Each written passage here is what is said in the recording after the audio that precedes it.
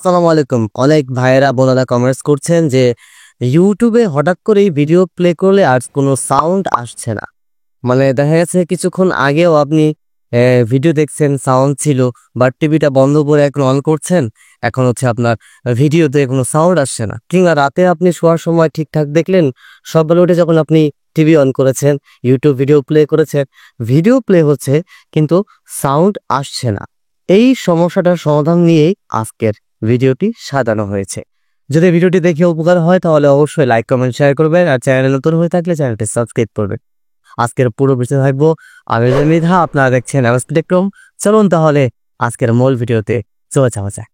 প্রিয় দর্শক, প্রথমেই আমাদেরকে চলে যেতে হবে টিভির সেটিং অপশনে।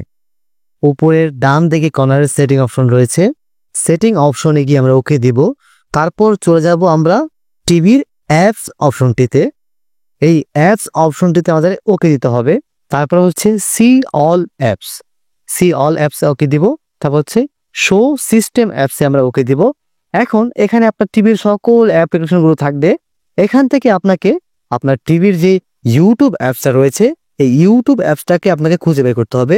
ইউটিউবে আমরা ওকে দিব।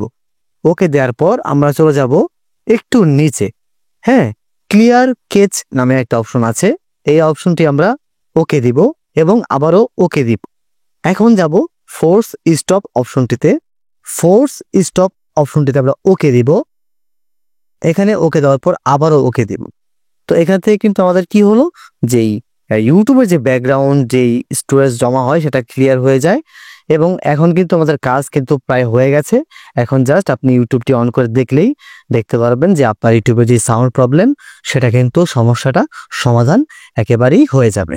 তো প্রিয় দর্শক, আশা করছি আপনার সমস্যাটির সমাধান হয়ে গেছে। যদি হয়ে থাকে বা শিখতে পারেন কিছু আমার ভিডিও থেকে, তাহলে অবশ্যই ভিডিওতে লাইক দিবেন, বেশি বেশি শেয়ার করে আরো মানুষকে দেখার সুযোগ করে দিবেন।